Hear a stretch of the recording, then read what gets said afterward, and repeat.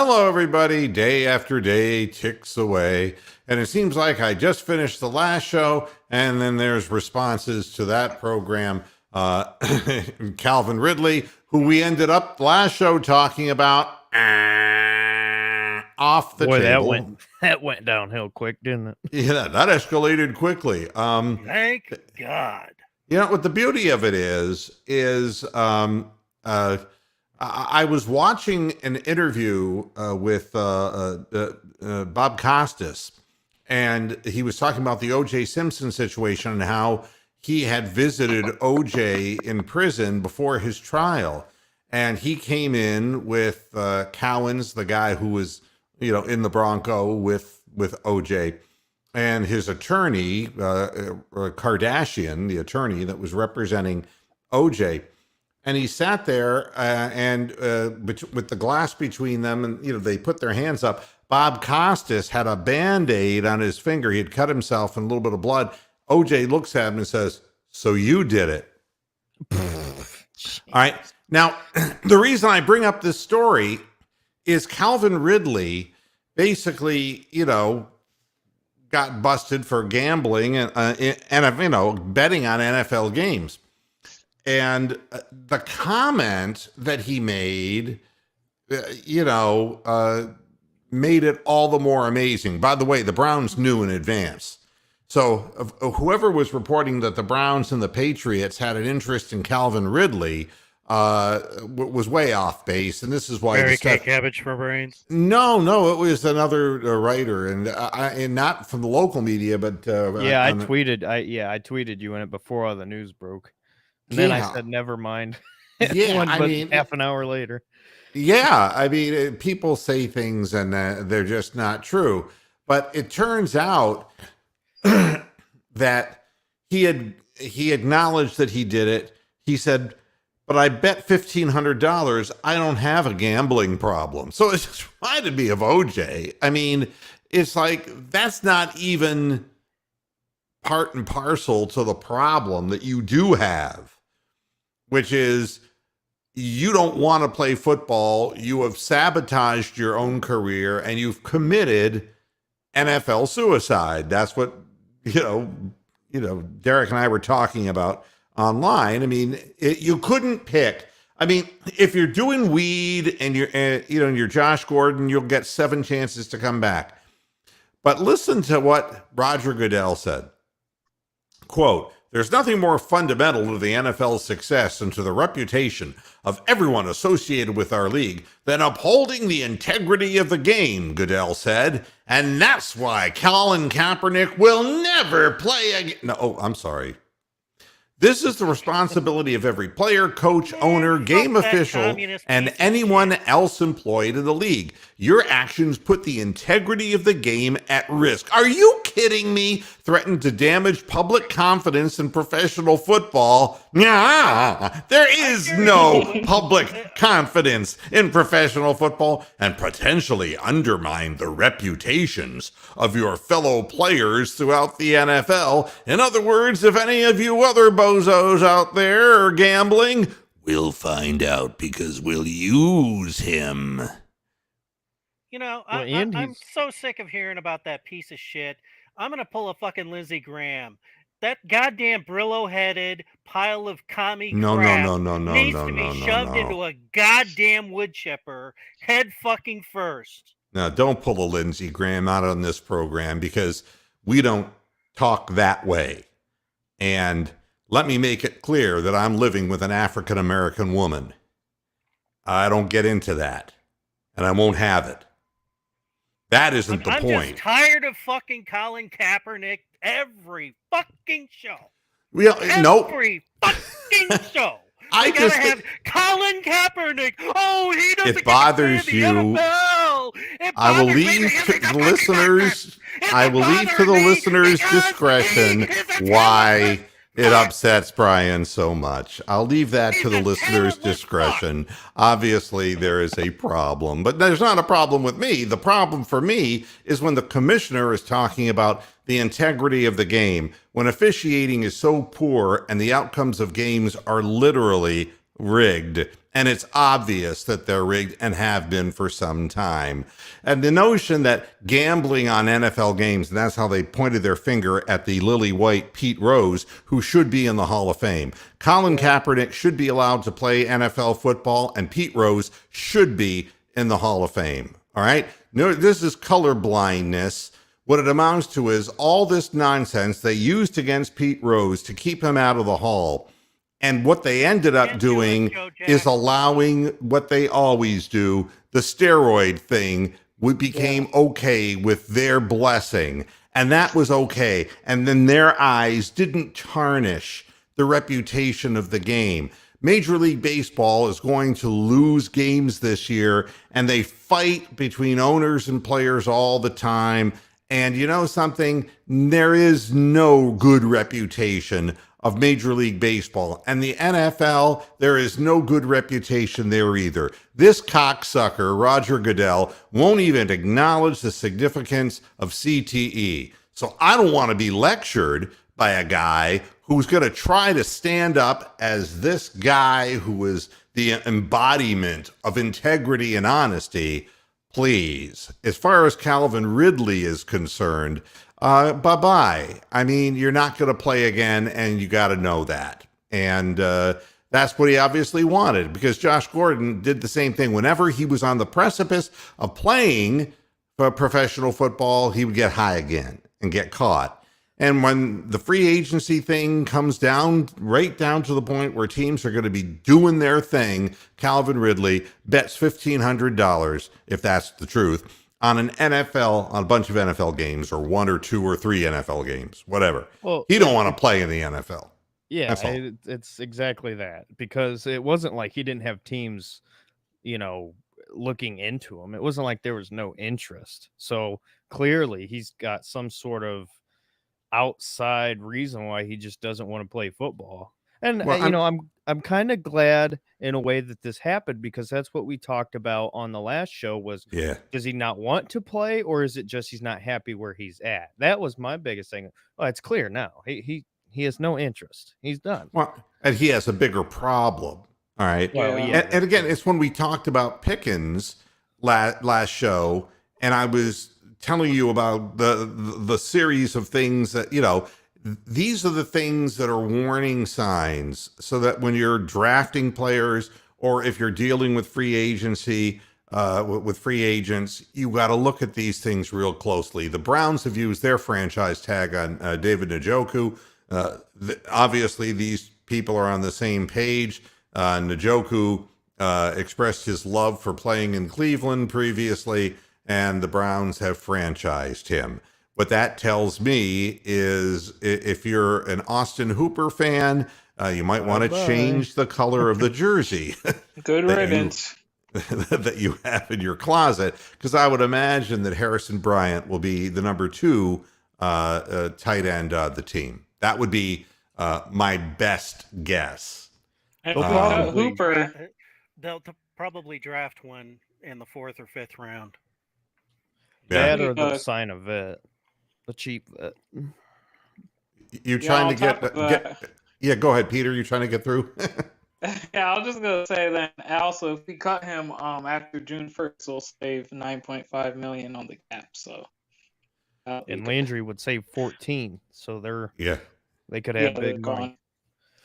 There's no doubt what they're up to at this point, and I'm not going to tell you that David Njoku has been historically my favorite player on the Cleveland Browns. He has improved in blocking and in the effort that he gives. I still don't think, and he's 25 still, but he just, I don't know what it is. He caught 56 passes the one year in Baker's rookie year, and I don't know what the story is.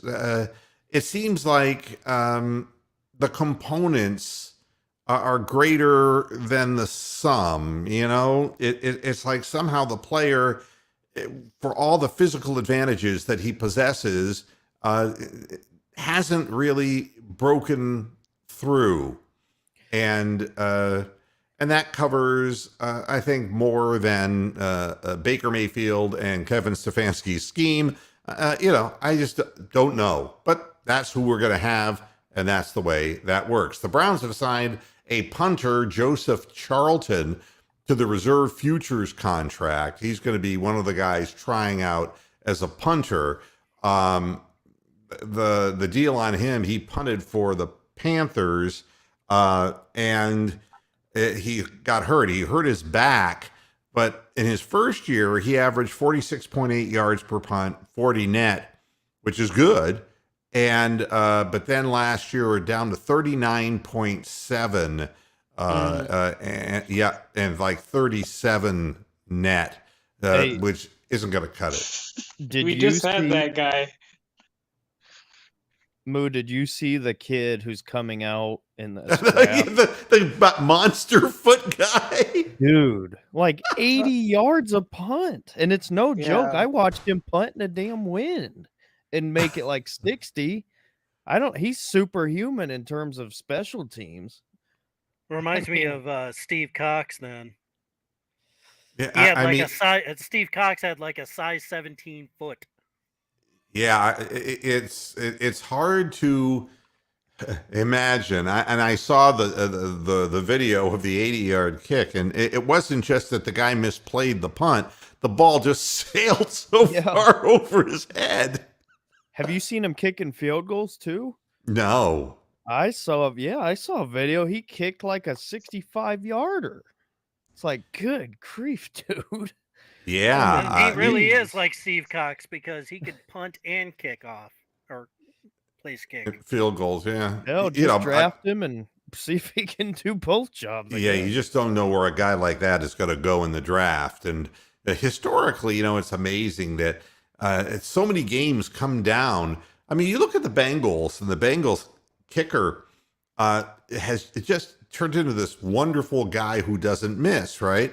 And it's just like Phil Dawson did for us at one time, came out of nowhere and off a practice squad and basically became the guy.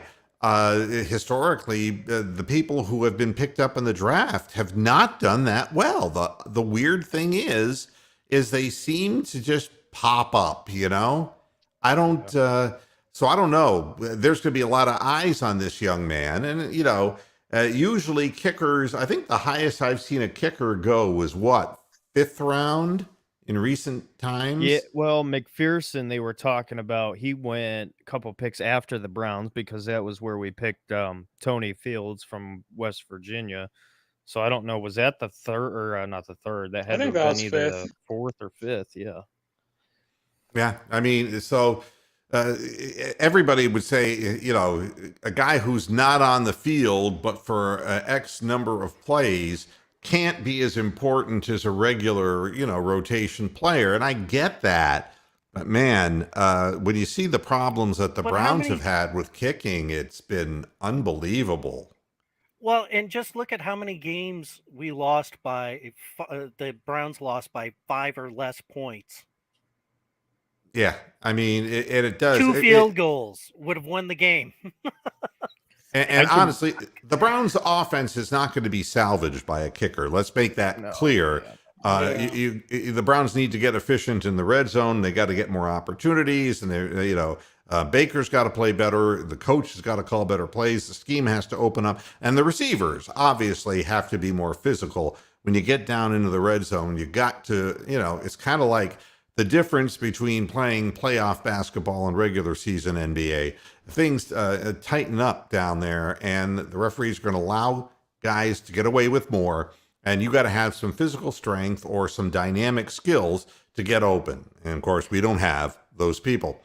Another thing I wanted to mention, which is, we talk about what we're going through with a guy who's playing out the last year of his rookie contract. And I keep bringing the discussion back to Lamar Jackson.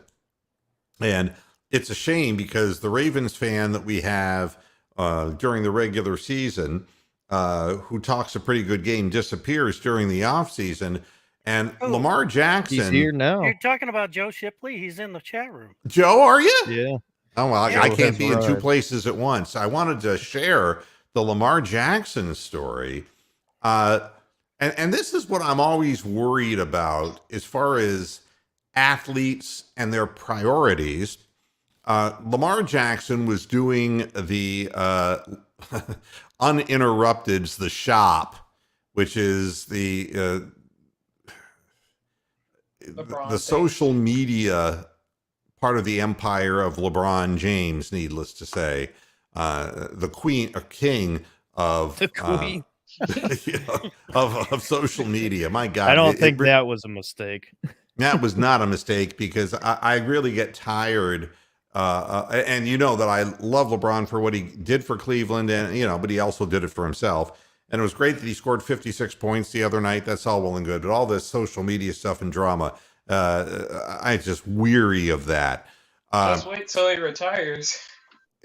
So, when I would have expected maybe Hugh Jackson to appear, but not Lamar. So Lamar's on Uninterrupted's The Shop, and here's what he said. Lately, since I've been in the league, defenses have been changing. They don't play me like they play other defenses. I've got to get ready for a dogfight every game. Duh. They're going to play their best. Duh. I mean, the film, it gets harder and harder to succeed. And you know something? You got to be great as a quarterback to come out year after year like Tom Brady has, when they know what's coming and you're still so accurate and you still see the field so well that you will continue to look good year after year after year. But it's really challenging especially when a coach has a certain limited, narrow kind of a scheme. And what I was talking about last year, Joe, and I'm glad that you're here, is that odd running first, running with your quarterback, running your quarterback between the tackles, only throwing to Andrews over the middle and sparingly letting the quarterback throw the ball, and not having the greatest offensive line. Teams started finding out different ways of blitzing. And no matter what Lamar Jackson, and he's not going to divulge what they've done, it was similar to what they did to Kelly Holcomb when everyone went cover 2 on him. Remember? He couldn't read a cover 2 zone, and that's what promptly turned him into a has-been. And I'm not suggesting that's going to happen with Lamar, but his numbers have been dropping, except in interceptions thrown, which they've gone up. All right. It's a reason why he's not extended. That's all I'm going to say. I don't think they're very confident. Well, I mean, the thing is I don't know how much more confident they're going to be after his interview on The Shop.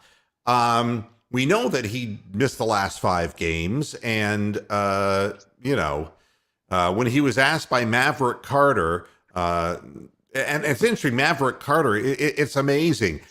How long can you hold on to a man's coattails? The answer is Maverick Carter.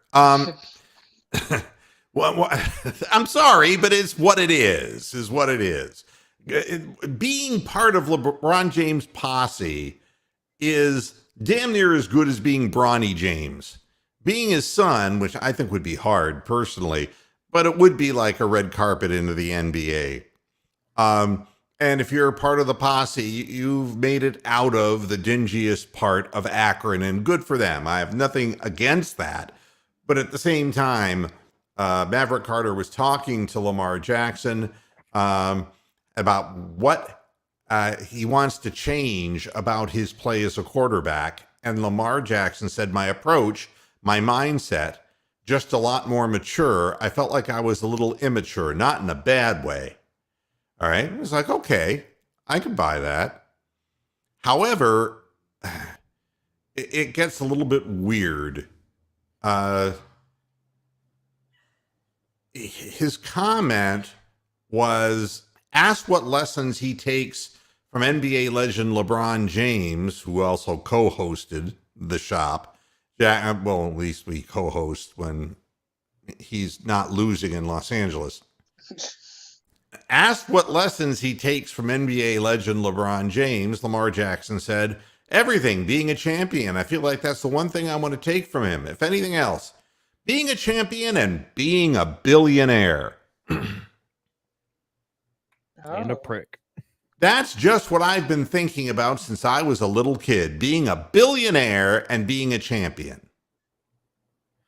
Good luck. Well, the other thing that he did is when he said this whole thing about, I want to be a champion, sounded like little Timmy Bartholow wanting to be an astronaut. I mean, it's all well and good. The thrust of the podcast was that there's racial bias and historically racial bias against quarterbacks in the NFL. LeBron said there still is, but it's gotten a lot better. To which Lamar Jackson was kind of a little bit more iffy and said that that's why I want the championship. The implication being that he wants the championship because he is an African-American male who, and who feels the pushback of the league. But he wouldn't be the first black quarterback to win a championship. I mean, this bothers me because I don't think he knows who Doug Williams is. I think at that moment in that podcast, had he been asked, you know who Doug Williams is? He would have pulled a Frank Thomas, the big hurt from the White Sox. I don't know if you remember that. It was always in those commercials about dick pills or something. I can't remember. Right. The big hurt back when Major League Baseball decided to kowtow and to basically do something that was politically correct. Although we know that with the exception of CC Sabathia and a few others, African Americans are not heavily populated or represented in Major League Baseball, and that people still gave Hank Aaron grief. Fans were miserable to him because they didn't want the deceased Babe Ruth overtaken. All right. The bottom line was that the big hurt, who was looked upon at the time, and I want to say this was in the early 90s, maybe it was in the early 2000s, whatever it was. When he was still on the White Sox. That's right. And man, he when he made contact, I mean, the ball just jumped off his bat. He was a really good hitter, a really good power hitter. And Major League Baseball decided they were going to recognize Jackie Robinson and have a special game where everybody wore Jackie Robinson's jersey number. Remember? Right. And that's been happening ever since. In a national telecast of a Chicago White Sox game, they said they approached the big hurt and said, what does Jackie Robinson mean in context of your career? And he said, who's Jackie Robinson? Oh, gosh. I'm not making this up. And, I bet you the same thing would have happened to Lamar Jackson. It's like he's taking himself way too seriously. If what he's been thinking about since he was a little kid, being a billionaire and being a champion, well, maybe he should talk to Doug Williams, because I'll tell you something. Doug Williams winning the Super Bowl didn't change a hell of a lot for black quarterbacks in the NFL. The fact of the matter is, it has been done. He would not be the first, and I don't know what in the fuck Lamar Jackson is talking about. But he doesn't have a contract, he doesn't have a deal, and how he's going to be a billionaire if he doesn't negotiate a contract before he gets crippled, I really don't understand. Very, very odd story.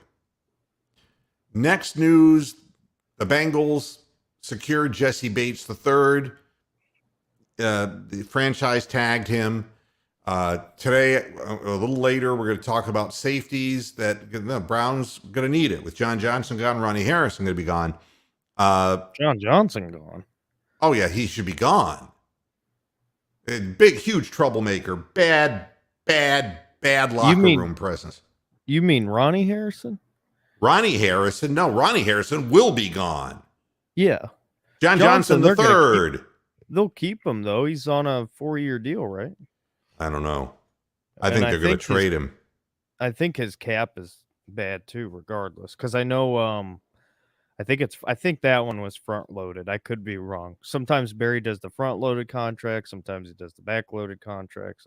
All I know is that John Johnson III was nothing but a pain in the ass in the locker room.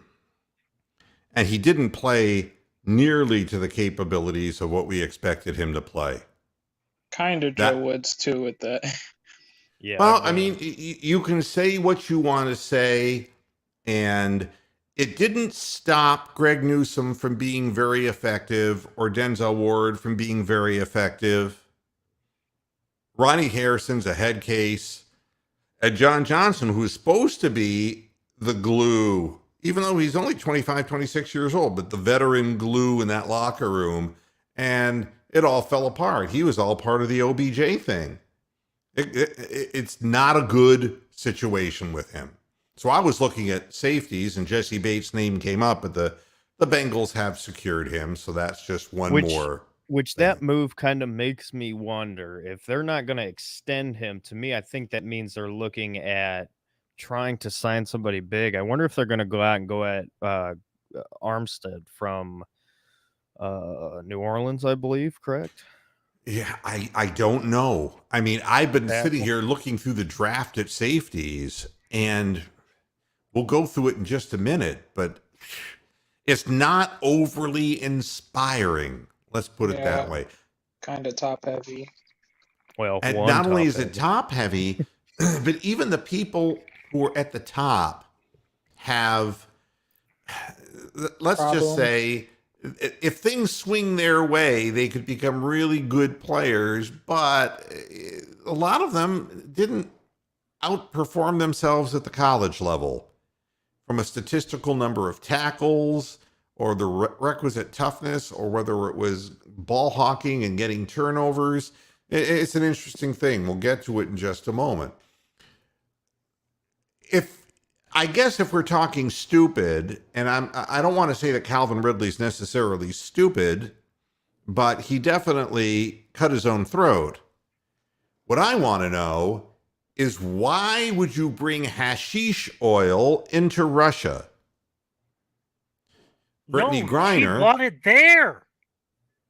I mean, She bought it inside Russia. But that was like a full fucking bottle. Yeah, I mean, 10-year sentence in Russia for having that. What could the possible explanation be for somebody, and then to get busted? It's like, it's like Midnight Express, The tag team? William Hayes. I'm going to address Joe for a second. Hey, Joe, go back and look at the Browns record and see how many losses they have by 5 or less points. They went 8-9, just like your goddamn Ravens. Relax. I'm just looking. Well, what has Joe been saying? I'm sorry, because I've been trying to quote articles accurately. That, the Browns can win 10 games this season, which, they get a halfway decent kicker. They can win 10 games. All right. And he said, well, if 10 teams forfeit there, well, go outside and play. Go play in gang landing and fucking get riddled with bullets, will you? I mean, Joe, if you're going to say dumb shit like that. I'm trying to explain what I was explaining during the regular year. No one man is Superman, and eventually will get worn down. And the responsibility falls squarely on the shoulders of the quarterback, unfortunately, even when the quarterback can't do anything eventually to run away from danger. And we see it over and over again, that quarterbacks who get pressured incessantly, and I've been watching historical NFL films, things from all the past years, and every quarterback who came out of college, and one guy, Mike Phipps, who I was watching in the Browns historic films, came out of Purdue, 6'3", 220 pounds, and had a good arm, and just got beaten like a rag doll. And it started that way for Brian Sipe when he took over for Mike Phipps, but they managed to get a front line, offensive line that was able to protect them. But the interesting part of it was that Forrest Gregg, of all people, you would think Forrest Gregg would have known how to put together an offensive line, didn't for the Cleveland Browns, and it wiped out everything. And I've seen so many quarterbacks, and Tim Couch was another one. I don't think Couch was going to be a great quarterback, but I don't think he was that bad. I think that he was just broken. And, I don't want, and I keep saying, I don't want to see it happen, but I'm seeing it happen. And the fact that the Ravens said, we want to do a deal with Jackson. This was a quote from the front office, but he has to sit down with us first. And I think that Lamar Jackson is so thick-headed that he's going to try to play a season and prove how great he is to win a championship. And then he's going to demand the ultimate billionaire money that he's talking about that he always wanted to be. And if he thinks that's the way life works, then he's foolish. Well, and I guarantee you he's going to try to start. And again, I don't blame him for trying to get better at it, but I think he's going to try to force himself into passing from the pocket more, which is not going to help. I mean, it's going on 5 years now. We kind of know what he is as a pocket passer. So for him to try to earn a contract, yeah, it wouldn't help if he got better at it, but if he wants to earn the money, he's going to have to do what he does best, and that's his legs, which teams are catching up to finally. If the Ravens do pay him an exorbitant contract of over $40 million, it's going to cripple them for paying other players and having a halfway decent team to put on the defense that they're accustomed to seeing for the last 20 years on the field. They still don't have an O-line either. But I mean, bad judgment. Peter, we can't hear you. Yeah, I guess bad judgment is, whether it's Calvin Ridley or whether it's Brittany Griner, you cannot overcome bad judgment. And right now, Lamar Jackson has exercised bad judgment by not sitting down and negotiating the big contract that the Ravens would have to give him, because there's nothing really, Huntley is not going to be something that they're going to live with. Without the scramble, the legs, and all that, the Ravens would not have been the Ravens for the last 3 years. And it's irresponsible not to be negotiating a contract. And I don't even know who represents him or if he represents himself. Yeah. It's just bad. It's not good judgment. And if his judgment is that bad off the field, I just think that in the end, his judgment on the field isn't going to be very good either. That's all. Plus the real circus. Go ahead, Peter. Go ahead, Peter. Oh, I was just going to say, plus the real circus is about to begin once AB arrives like Lennon on the train to Russia. Oh, yeah. Yeah. Well, and they can't be that stupid. Here we quote Joe. This is the guy who would have kissed his cape. I don't give a shit of whether we sign Lamar or not. I think we have a good team, and it's not all Lamar either. Win or lose, I love my team. I don't need a box of tissues like y'all. Well, you know something, Joe? Go through a season without Lamar. And then talk to me. Tell me how your attitude has changed. Because you don't have that good a team without Lamar Jackson. This whole scheme in the system was allegedly designed to wean him off of the need to run excessively and to get him throwing the ball, and it hasn't worked. It's resulted in more interceptions. It hasn't improved the passing numbers. It hasn't improved the bottom line of the number of points that they have scored. And God only knows the problems they had with running backs as far as injuries were concerned. You cannot win in the NFL with just a good running game. The Browns have by far a better running backfield than the Ravens do, and it doesn't by itself mean a goddamn thing. You got to have balance, and you got to be able to keep teams off balance. And the guy behind center has to be able to make good decisions. And from what I've seen, Baker Mayfield is not allowed to audibilize, and there might be a damn good reason for it. All right? Lamar Jackson will throw to his tight end first, second, and last. He just doesn't use the weapons that he has. And I don't think he has bad ones. Everybody wants to say they just need a receiver. I would kill to have their receiving room, including tight end, over what we got. Yeah, there's no question that what you have, and you still don't know what you got with Bateman. You just hope that he would make more of an impact. But the more it goes on, the guys who have big play capability aren't making the big plays. You have to start looking at the scheme, and then you got to look at what opportunities they have to actually get their hands on the ball. And then you look at the quarterback, the overall vision. You take a look at game film and see if he's missing people, which I have not done with Lamar Jackson. I think it's just timing for him, to be honest. And the league's a different league, Joe. There's no way that in today's league, Flacco and Dilfer win Super Bowls, okay? Well, and that defense also had fucking Ray Lewis. And then they added the kid out of Florida or Miami. Being a statue, and Flacco was a statue coming out of Delaware, and so is Trent Dilfer. These guys were not guys who could. What you need is escapability to prolong plays. I'm not going to tell you that anybody runs as well as Lamar Jackson. He's the best open field running quarterback I've ever seen in my life, and he's way better than Michael Vick was before Vick got torn up. The Ravens, they desperately need J.K. Dobbins to be healthy, because when he was healthy, that threat of the run game, and I know they're deep at running back, I know, but when you can have a guy that you can really count on like that, that takes so much off of Lamar, because then you have that second threat.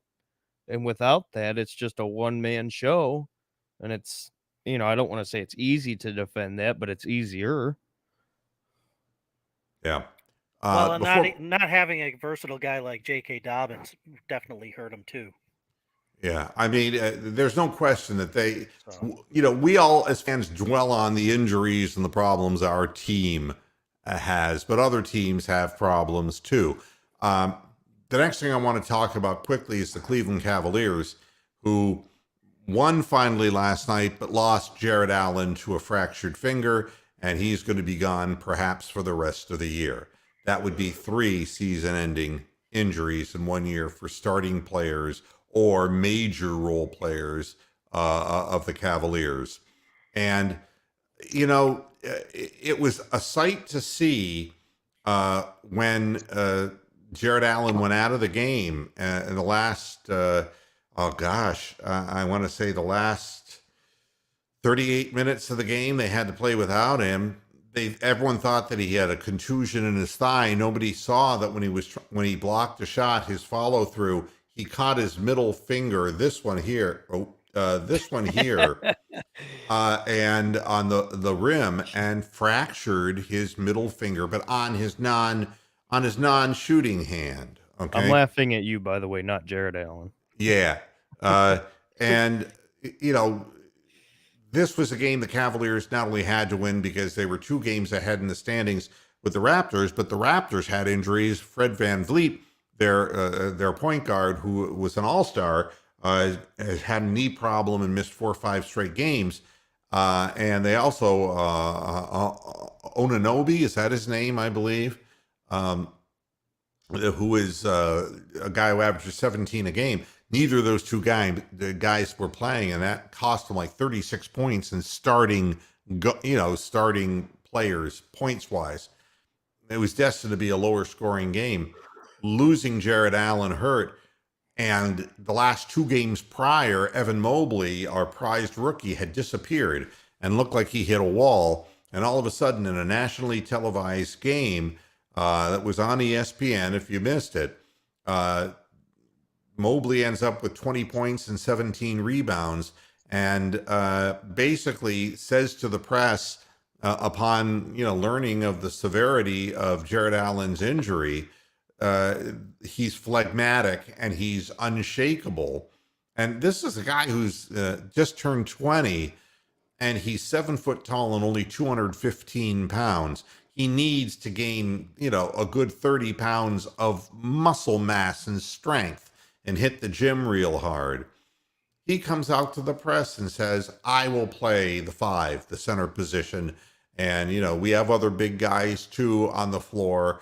And, and during the end of the game, when the Raptors made their run, he picked up his level of play, and it was something to behold. And again, the Cavaliers right now are in a difficult position because I think it's more likely they end up in the play-in tournament, which is not where you want to be. But they still are clinging to the number 6 position. They're 3 games ahead of Toronto and 5.5 games in front of the Brooklyn Nets, who interestingly lost even though Durant returned, they lost. And then you've got the fast rising the Atlanta Hawks, who are starting to win now.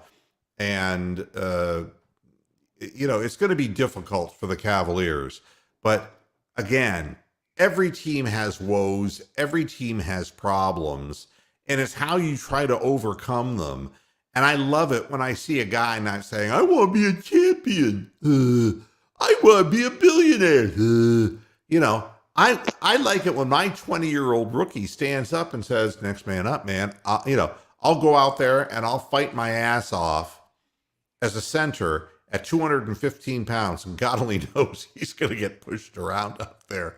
It's going to be really hard for that young man. But give credit to where it's due. The Cavaliers 37-27, and they continue to fight. And that's all you can ask. And all I'm asking of the Cavaliers, keep playing hard and just run the string out and see where the chips fall. And I'm proud of that team. I want to be proud of the Cleveland Browns like I'm proud of the Cavaliers. When you're a no name and you fight for respectability, it's one thing. The Browns, I could never really like OBJ. I didn't like OBJ when he played in New York, and I certainly didn't like him when he played in Cleveland. Everybody wanted his talent, but forgot about his diva-ism, and it ends up costing you. We all love the story of Darius Johnson, the guy who was on the fishing boat just a year or two before, and making an impact as a player. Those are the players that Cleveland fans really love. And I believe, and I don't hope that this is the case, but I have a feeling that Darius Johnson might be on his way out of town. Oh, yeah, he's going to get paid by somebody. And, and good for him, because he's not flaunting himself all over and this and that. But granted, he has a really good running scheme and a really good offensive line in front of him. I see that Kelly, the guy who looked pretty good in short bursts last year, but then he got hurt and missed the rest of the year, they've signed him to another one of those futures contract. So I think the Browns were already preparing for a new number 3 replacement kind of running back. But, I would want all of my Cleveland Browns to have the attitude of Darius Johnson. And it doesn't always work out that way. The other thing I want to ask the panel this. J.C. Treader and Nick Harris. There's going to be a battle for the center position. And at 31 years of age, Treader has been on the verge of just being, well, he has been crippled, but he's played through it. But he's had a career full of these injuries that he's played through. Do you think there's a possibility that J.C. Treader isn't going to make the Browns roster? Yeah, I've been expecting them to kind of cut him. I think after what they saw from Nick Harris, I believe it was the Packers game. Take away everything else. Just look at his performance. He held his own, and I thought he actually did a really good job. So, I mean, that's why you take a guy like Nick Harris where they did. He fit the system. He's now had a year or two under his belt, getting trying to get up to speed. I think this is why you take guys like that. So when this stuff happens, they'll cut Treader, save that money, and spend it elsewhere, and then you got a guy on a rookie contract that you believe you can count on. So what do we know makes really sense. about Nick Harris? I mean, he's played fairly well in the limited opportunities he's had, but do we really know anything about him? He's played better at when he was actually starting at center instead of being forced to play guard, where he Right. is a little bit undersized. He's much more like Mike Webster as far as stature, and he has that same kind of tenacity when it comes to blocking. He's good at double teams. He can make the line calls. He played a lot of center at Washington before he got drafted. And he's athletic. That's his biggest thing. So in terms of getting downfield and getting to the next level, getting on linebackers and safeties trying to creep up, he's good for that. And I don't think he's suffered any major injuries like knees or hip or elbow or anything like that yet. So, and I know Treader statistically was not like premier, but he's been such a steady guy. And, part of what you wonder is when you're working with a great offensive line coach and in a run blocking guy's dream scheme, the athleticism is important when you're doing the zone running game that we're doing. We saw it when Shanahan had it here, and we see it now again. The thing that you never know. I mean, when you see Wyatt Teller just looking great in Cleveland and in Buffalo was an afterthought, you wonder if Nick Harris is a guy who really can plug into that scheme. And I have a feeling we're going to find out, but we need our running game big time. That's, you can't very well do without it. I wanted to go ahead. Before I forget, I meant to say this when we were talking about kickers. As far as the draft, the only special teams guys they should even look at is the kid we already talked about, the punter, and then also Cade York. I know people love Dicker from Texas. It's only because of his name. I've seen that kid miss some big-time kicks, and Cade York has consistently made big-time, high-pressure scenario kicks. So I just wanted to throw that in there as far as the drafting of possible punter / kicker talk.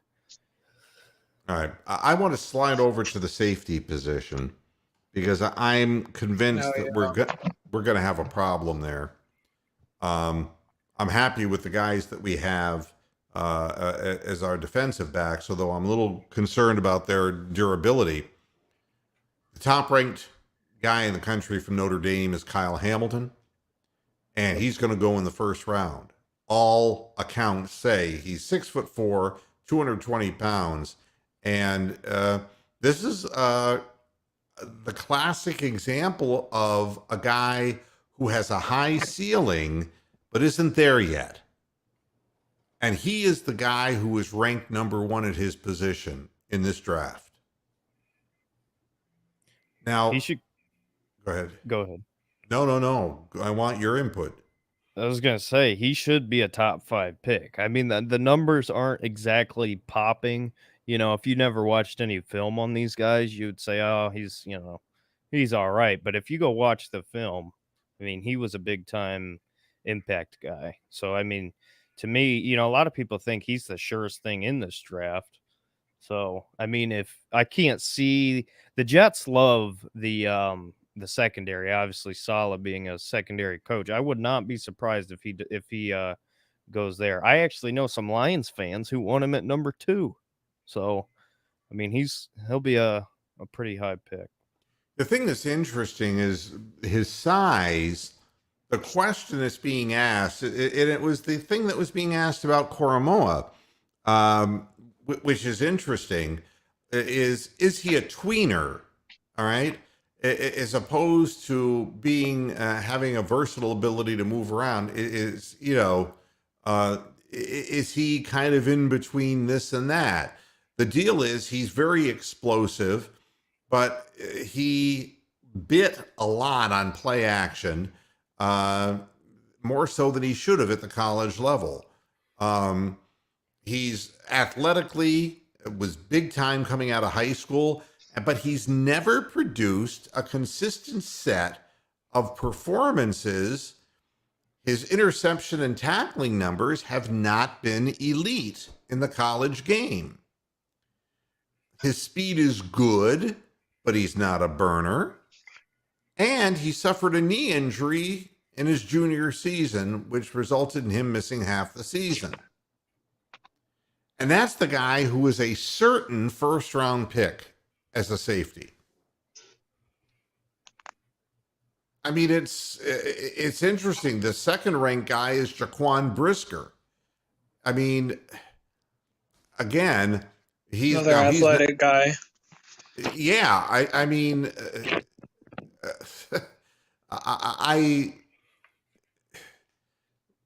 what I can tell you is this. I mean, I'm looking on I have notes that I've written down on this stuff. He did himself proud. I mean, as far as the triple jump at 35.5, at a 10.7 standing broad jump, he did everything he needed to do from a statistical perspective at the combine. He ran a 4.49. Everything really good. And he is the leader of the team as far as their defense is concerned. So, he's got a good attitude. He's got a high intelligence level. All right. He is really good in zone. All right. Really good zone guy. And, And we know how much Joe Woods likes to run zone with man-to-man players. Right. There's a freak list of athletes, and Brisker is 6'1", 203 pounds. He did a 4.07 shuttle. His vertical is 35 inches. And he benched 360 and cleaned 315 pounds. So, I mean, he's got a lot of strength. However, there are weaknesses that come with it. He is not really great at diagnosing plays and seeing ahead where the ball's going to be. And we've seen how, as fast as the NFL game is, if you take your eye off the guy that you're supposed to be looking at, it's over. And if you're not diagnosing plays quickly enough, that could result in disaster at the NFL level. And again, another guy who overly bites on play action. He takes bad angles to the ball, and he sometimes just overshoots it altogether. And historically in his film, allows a big cushion on pass routes and needs to tighten this up to be considered an elite guy. But they're saying he should be taken high in the first round of the draft. Wait, so, who are you talking about, Kyle Hamilton or the other kid? No, now I'm talking about Jaquan Brisker. They think he's a high first?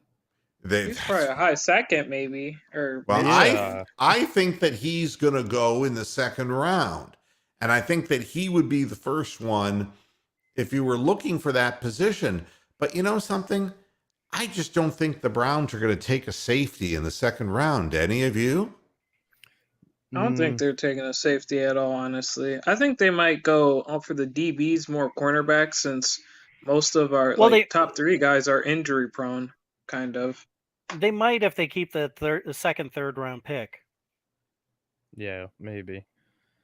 I'll tell you what, they do have but Delpit, they definitely Johnson, need a right tackle. Stewart. Yeah. Yeah. So I'll say this. I don't know if you were going to name this guy, so sorry if I'm jumping ahead of you. But No, the one please. guy that I think, and he'll probably be picked too far up for the Browns, but Daxton Hill out of Michigan, and I know again, Buckeye bias. He hates, whatever. Daxton Hill is a guy who is really underrated. I mean, I wouldn't say he popped off the screen necessarily, but in terms of guys who you're going to look at in this second and third and fourth safety list, he's very underrated, in my opinion. I thought he put up a little bit better combine numbers than a lot of people thought. So he's a guy that I would not be surprised if he gets to the NFL and plays very well. I will say that. Yeah, and he's a really good deep safety, and he has great range. And the only concern is the weight, but yeah, he's a really good player. And that hits the nail on the head. But a guy can get stronger. All right. Yeah. He needs to build up strength, and they say his greatest weakness, he gets what they call lost in the trash. He can get pushed around because he's just not strong like he will be. He hasn't started that many college games. The thing that's interesting about him, so there isn't the kind of video footage available on this guy to look at as with other people who are in the draft. So that's a limited thing there. And as dominating as his athletic potential is numerically, he's an unproven guy. This is a guy, and I know I liked what I saw of him.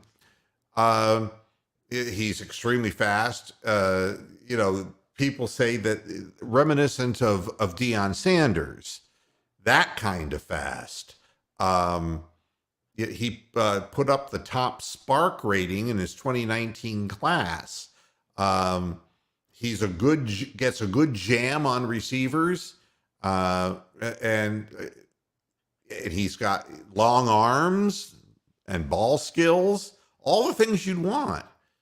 But it's a pig in a poke. I just think he'll probably be taken too high for the Browns unless they wanted to go with him in the second, but I doubt it. Yeah. And another name I like, I don't know if you're going to mention him, but if they do go safety, and he might be available 4th or 5th round, Brian Cook from Cincinnati, he was a solid safety there, and he has he's pretty average, but he has a good all-around game, and he can pretty much do most of the safety stuff. Yeah, I saw him. I didn't really study him because I felt that he was down in the 4th, 5th round, according to everything that I've dug up. These other guys that we were mentioning are top 2-round guys. Yeah. And I don't think that the Browns really are targeting safeties that much in this draft. I think that they would target a defensive lineman, I think, and depending on what happens with Clowney, it's either going to be a defensive lineman or, they've made it clear they're not going to move Jedrick Wills to the right side. Right? I don't know why. But, it's interesting. I don't know why either, but they're hoping that they're going to stick with Conklin until he goes out for the season with another fucking injury. Yeah, I mean, but which is why they got to draft a right tackle to replace him. Which again takes me back to you're going to get a wide receiver at 13. You might very well come back in the second round and find your way into one of those smaller receivers like Calvin Austin or what's Sky's first name? Sky Moore. Sky Moore. Yeah, I mean, one of those two guys. Yeah. I mean, will be sitting there at that position when you pick 44th.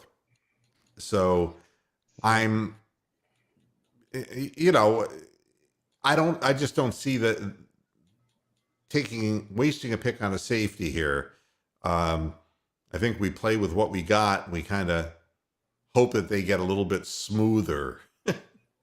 Well, and again, I think Delpit, I know I'm the Delpit guy here, and I guess the greedy guy, but I think what we saw from him, he just kept improving, it seemed. So I think he's one of these guys that I'm looking at as far as, could really take a pretty decent step forward and have more of an impact. Well, and he's going to be taking Ronnie Harrison's place.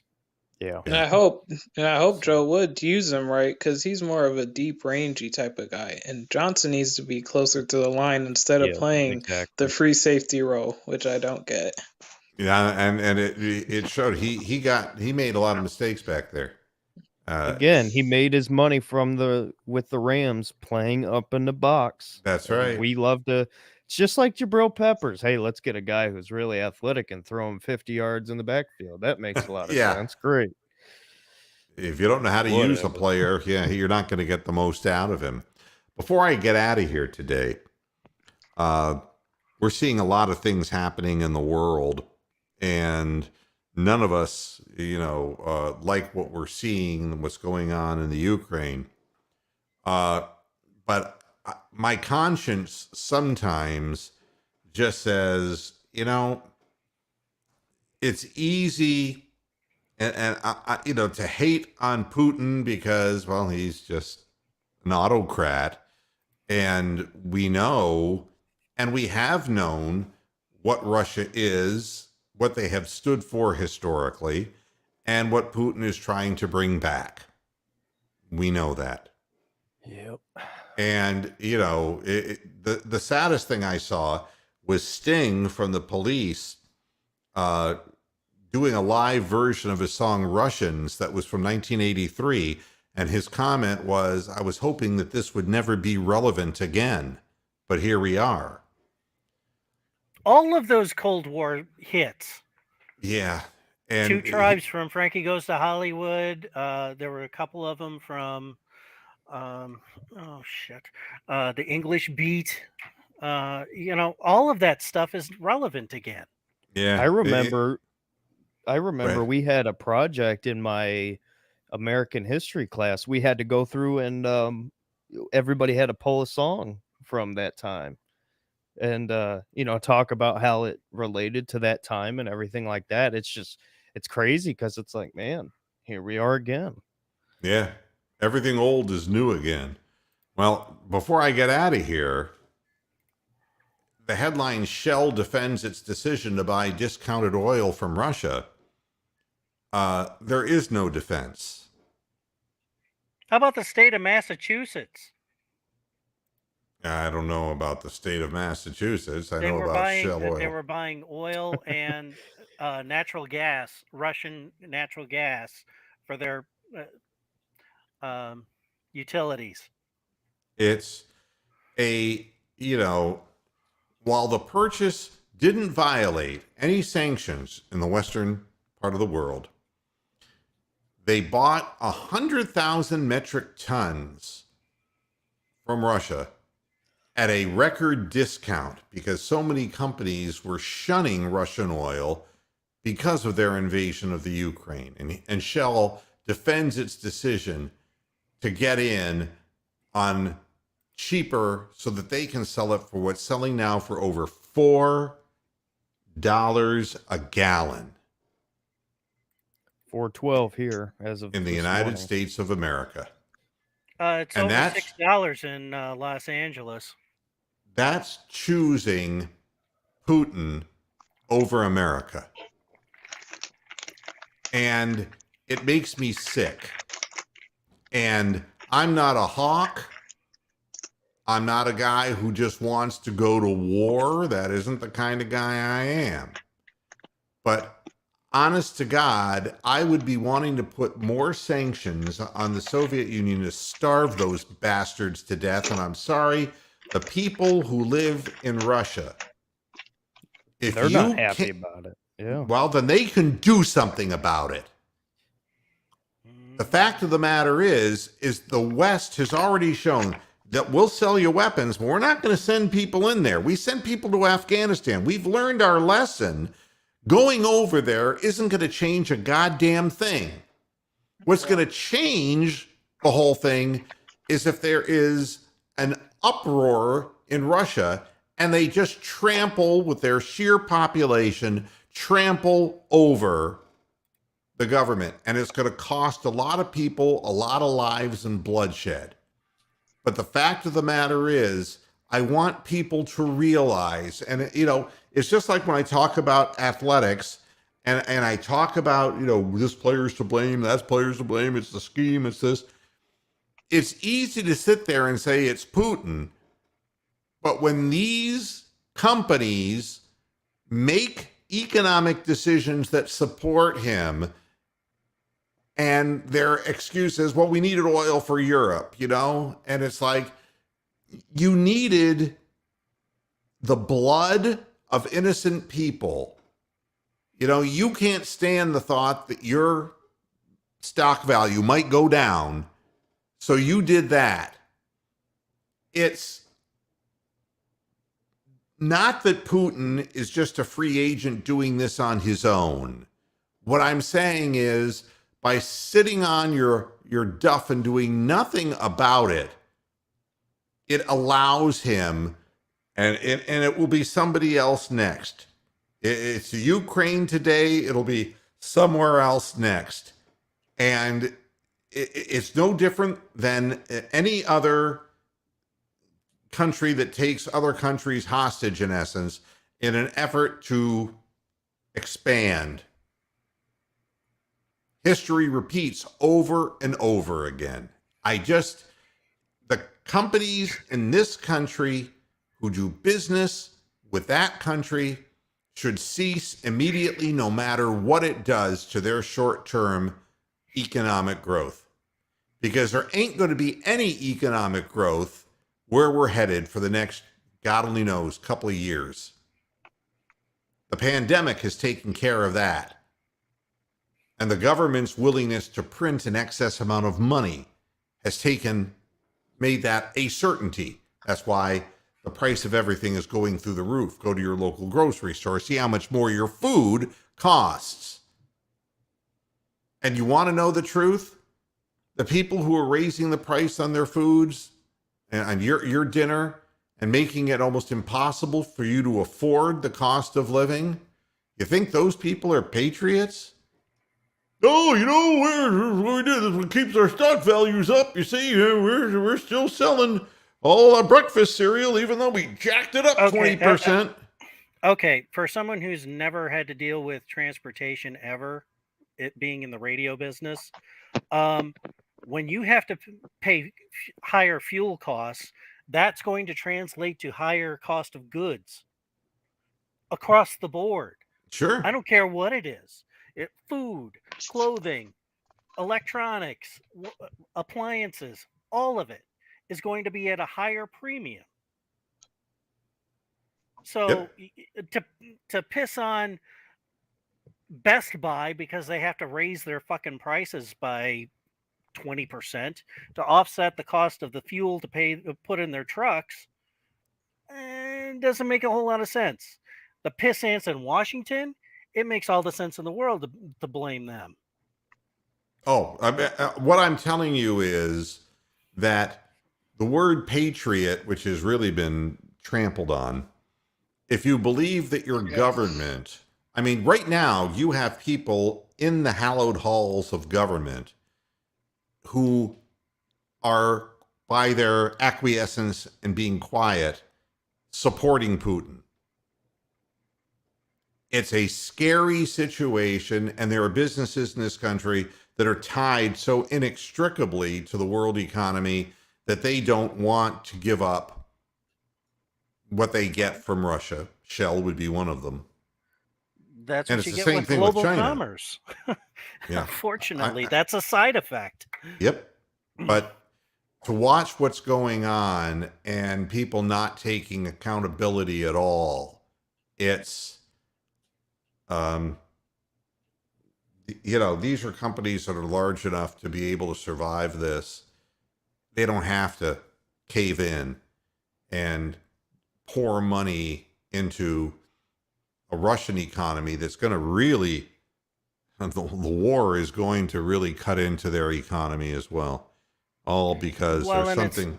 it's not really, it hasn't totally affected Putin's government yet, but it is affecting, Joe Schmo on the fucking street trying to get through their daily life.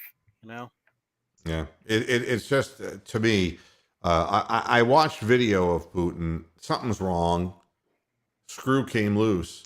He's power Something's. hungry. He wants the Soviet Union, and he thinks he can do it. That's For some reason, he picked now. yeah. So whatever his, his reasons are, the whole world is watching. And Because we've got a weak government. I think that Look at how fucking poorly China abused the piss out of them up in Alaska when they were going to do some sort of negotiation. I think if you don't And think look for Xi to do the same shit with Taiwan and Kim to do the same thing Yes. to Japan.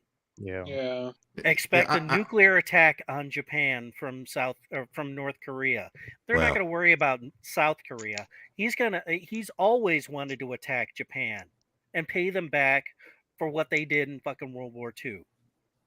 Yeah, I think that a bad snowball. A weak government doesn't happen over 2 years. A weak government was decades in the making. That's what I know. And that he picked now as his time to make that move, whether it has to do with the after effects of a pandemic and people just being at their wits' end, who in the hell knows? But I would just like to see him offed. You can't just lay down and let him do it, though. Yeah. If he, you know what I mean. Yeah, you get it's a what problem. I'm saying. It's a real problem. But to watch what's going on in the Ukraine is a horrible thing, and it diminishes from trying to enjoy sports because watching people getting blown up by missiles, it's difficult. But at any rate, everybody, have yourself a good evening. Thank you, Peter and Brian and Derek and Joe and in the chat room. And for the record, I hope Lamar Jackson, I don't think he's ever going to be a billionaire. But I guess you never know. We'll see you again on Friday with more, and we'll know more about the Cleveland Cavaliers and how they react to Jared Allen's loss, and we'll find out more about the Browns, maybe where their thinking is at as far as players that are expendable. Around the corner. Hey, Derek, does the league year start next week? Hold on, I got to bring my mic back down. I thought we were done. I don't believe so. I know the illegal tampering, I think, starts either next week or just shortly after. I thought it was March 16th, but I can't remember. Yeah, I think it's the 16th or 17th. All right, everybody. We'll see you again on Friday. Thanks for tuning in, and until next time, hasta la vista, Pasture Heads. Good night. Go Cavs.